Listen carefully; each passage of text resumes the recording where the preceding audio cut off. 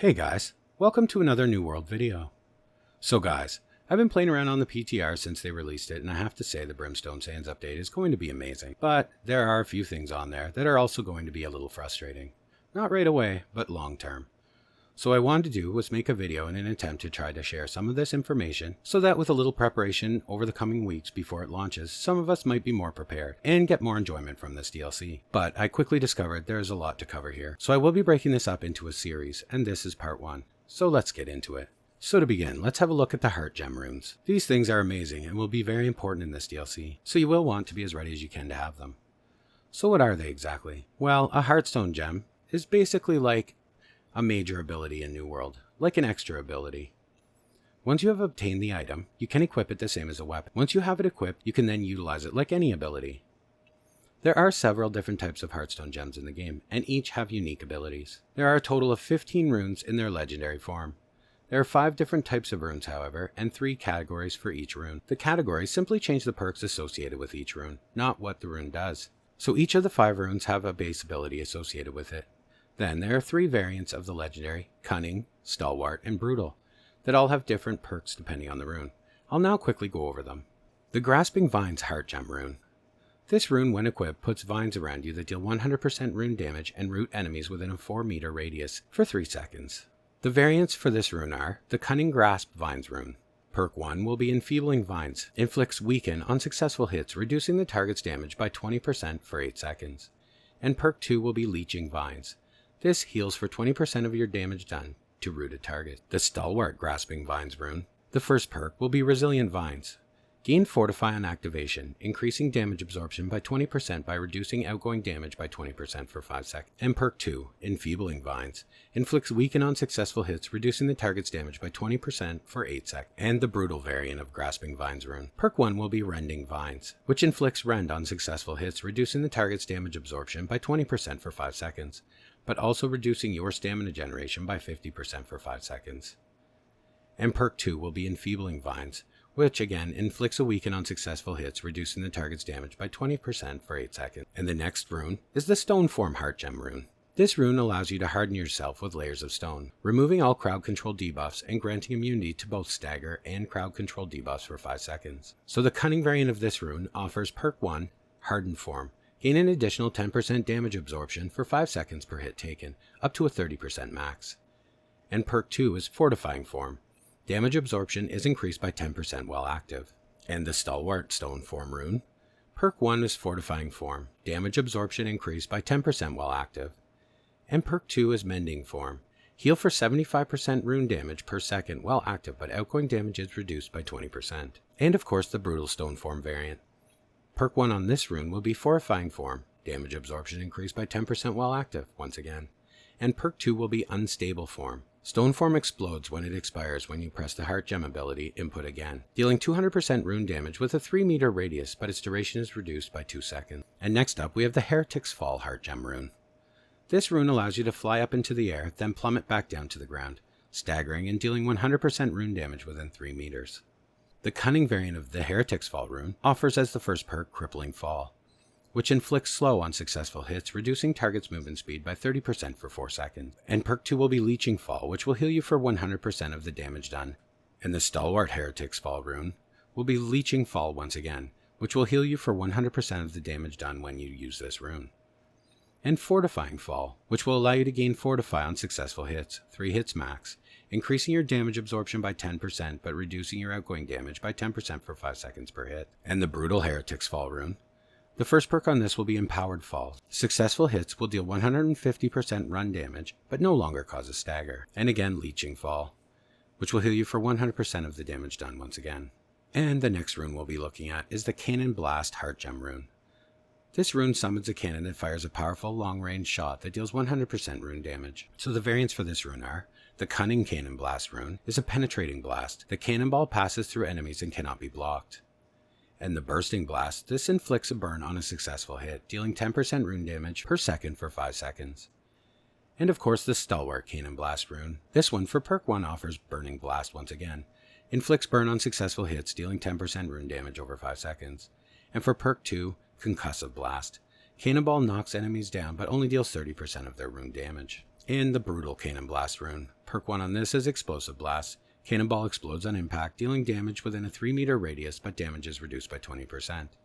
And for Perk 2, once again Burning Blast, which inflicts burn on successful hits, dealing 10% rune damage per second for 5 seconds. And the final rune is the Detonate Heartgem rune. This rune allows you to charge yourself with explosive energy for 3 seconds and then detonate, dealing 100% rune damage within a 5-meter radius. For the Cunning variant of this rune, Perk 1 is Accelerated Charge. Movement speed is increased by 30% while you're charging. And Perk 2, Empowering Charge.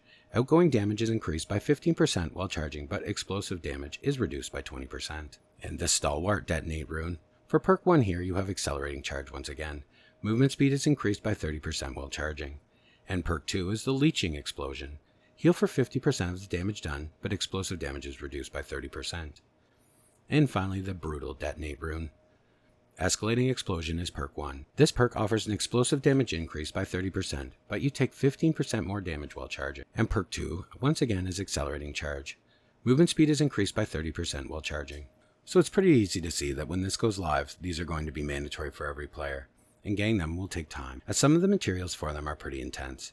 But with some preparation now, you could put yourself in a position of preparedness that will allow you to be one of the first to have them on the server. And you're going to want to have them. These are power changers. So these runes will of course, as I said, come in tiers. The first being the minor version. This one will be relatively easy. You will get them as drops from the associated last boss and expeditions. For the minor Heart rune of Cannon Blast, you will want to kill Admiral Black Powder in the Barnacles and Black Powder expedition. For the minor Heart rune of Dark Descent, you will want to kill Isabella in the Tempest Heart. For the minor Heart rune of Grasping Vines, you will of course want to kill Ulvian Marl, the Caretaker, in Garden of Genesis. For the minor Heart rune of Detonate, you will want to kill Hiru in the Ennead expedition that they are adding to the game. For the minor Heart rune of Stoneform, you will want to of course kill Chardas in the Lazarus Instrumentality. These will of course be craftable also, using the new materia system that was added a while back, and you will be able to craft them for 8,000 materia from the associated expedition. So if you love running any of these expeditions that are currently on live, you could easily save up the required materia, if you haven't already, and craft your desired minor rune the very moment that this patch goes live. Being one of the first to possess this new ability, giving yourself a huge leg up in progression in PvP and the new area. Then of course you will very soon want to begin upgrading your new rune. This is where being prepared well ahead of time will start to make a huge difference in your character's power and progression. To craft these major rune variants will take a relatively large amount of materials, and gathering them when the time comes around will take a long time and be very expensive. However, if you start now, which yes you can, you will be ready to go on day one. So when you have the desired minor rune in your inventory, a new recipe will appear in your stone cutting table, much like how it works with artifacts or for trophies. And to craft each of these major Heartgem runes, you will require 25 runestones, 5,000 umbral shards, and 5 corrupted lodestones.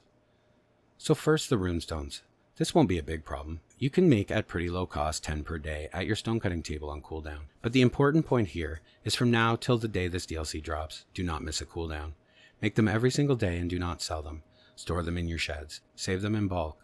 These are going to become very, very expensive very quickly when this DLC drops. It will also be a good idea to bulk farm and save lodestone, because there will always be a large part of the community who simply do not prepare. And when this comes, they will be buying lodestone in bulk in order to level stone cutting, make runestones, or to buy cooldowns, because they will need to get these runestones. So there is a massive gold making opportunity here to be had. And next, of course, the umbral shards. This may seem like a big number, but it truly isn't. You can easily run M10s now and get 6k per run, and be more than ready. But what if you're not into running M10, or you don't have a solid company, or simply don't have the time? Well, there is a solution here for you also. With the changes to the Gypsum system over the past few updates, you can now easily receive many Gypsum casts per day. And if you level your expertise in each slot to 625, which takes no time at all now with all of these changes, you now are in a position to generate thousands of umbral shards per day with minimal investment. You simply make your Gypsum casts and open them. If your slot is 625 for that cast, you will receive 400 umbral shards. Now, multiply that by say 15. That's 6,000 umbral shards per day with minimal time invested. And if you do this as well as one M10, well, you're laughing because you will generate 12k plus per day. And for the last bit, the corrupted lodestones. These again will not be very difficult. Simply close some portals. But the tier of the stones you receive are random, and sometimes getting 5 can be an all-day thing, which people simply won't want to do when this goes live. So running portals now each day, getting a few stones per day over the next few weeks will add up very quickly, especially if you wear a stone cutter set and wait to combine your corrupted stones until you have a lot. getting as many bonus free ones as possible. If you have managed to stockpile a nice bulk of these before the time of release, you will be sitting on a fortune in the making. So be sure to farm these. Now that we've covered the major, onto the important one, the legendary final variants. Here is where being prepared will be a game changer. Again, much like the trophies, these recipes won't appear until you have the major variant crafted. But when you do, you will thank yourself for being prepared. Some of these materials may seem common at first, but the sheer amount will quickly consume the server's supply, and things that today hold no value will in Brimstone Sands become very, very valuable. So it may even be a good idea to buy out your current market as an investment that will undoubtedly pay off in a big way in the future. I won't break each rune variant down because every rune's materials are different. Instead, I will list the needed materials to craft one of each legendary rune, which most people will want to do anyway, so you can get an idea, and we will briefly discuss a few of the more problematic ones that you will definitely want to have well ahead of time. So to craft these runes, if you were to make all of them, you will want to have 450 runestones on hand. This is of course 45 days worth of cooldowns, and you're not going to want to buy these on the day that this is released, so start making them now and don't miss a day. 75,000 umbral shards is the next thing up. This is a lot of umbrals for those of you out there that are returning, or who don't have a solid M10 group, but not as bad as it seems if you get started ASAP on generating your 6k per day. 75 corrupted lodestones. This one's a big one. This will take roughly 400 portals closed to get, so breaking it up to a few per day would be much better than having to collect them all when you need them at once. You will also need 250 vials of suspended Azoth. This won't be difficult at all. Most people have thousands on hand. You will need to have 15 Gypsum Orbs, because yes, some of these recipes do require Gypsum Orbs as a crafting material. This one's not so bad, but still better to have them ahead of time than having to farm them on the day. I suggest buying the 2 faction Gypsum Orbs now each day, then storing them separate from the ones that you're using to make umbrals. And now to the more difficult things. You will require 50 ruby gypsum. This is problematic because it's capped at 2 per day, so this would take 25 days to get. So start working on those now and save them up. You will of course need 60 pristine sapphires. This won't be very difficult, but can get costly, and the price of them will go up drastically at the time of release, so better to store them now. 3,000 thorny vines, again not difficult, but the price you can bet will change. 15,000 feathers, 3,000 saltpeter. This one will be very expensive, and I would suggest starting to gather your saltpeter now in all of the caves around the map when you're doing other things in those areas. And here's a very difficult one. 50 emerald gypsum. This one will take 50 days to get, as you only get 1 per day. So start now, and just maybe, depending on the time of release, you may have them ready to go, but waiting would be rough. And 50 garnet gypsum. This one will also be problematic if you are not ready. To get these, you will need to win 50 3v3 matches or potentially 100 losses, or even more, because you only have a 50% chance of receiving a garnet gypsum on a loss. So get to work on these now, and do not use them to make orbs. So, as you can see, this is not a small list, and if left unprepared, will put you months behind those who are. So knowing this and being ready will put you in a long-lasting power position in 3v3, OPR, and in expeditions, because having this extra ability will make you very much more powerful than people who don't. Okay guys, that's my first Brimstone Sands prep guide. I will have another ready for you guys tomorrow covering another system in the game.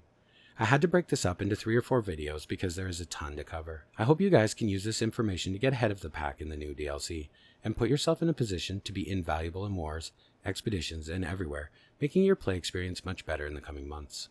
Also guys, I just wanted to give everyone a big heads up about the channel's Patreon. I'm not generally the type to advertise on my videos, but many members of my community have asked me to do this, so here we are. So why should you join up to my Patreon? Well, it's simple. I don't make enough off my YouTube channel to do this full time, and any contribution to the channel I will use directly for content for you guys. That's first and foremost, but also, I will be doing monthly giveaways for Patreon members only, and certain videos moving forward such as gold guides, anything that might have a huge impact on the in-game economy. Any of those videos will be available for patrons only for 48 hours before I publish them on YouTube publicly, so that it might give my patrons a leg up before the market adjusts as it always does when I post those types of videos. So guys, if you want to support me and the channel in making content, please look in the description and find my Patreon link. And if you can't or simply don't want to, please hit the like button and subscribe, as it helps me a great deal also. And to those already doing all of these things, thank you so much. You're the ones who make these videos possible, and I really truly thank you. Okay guys, that's enough of that. Thanks for watching, and as always, I will see you in the next one.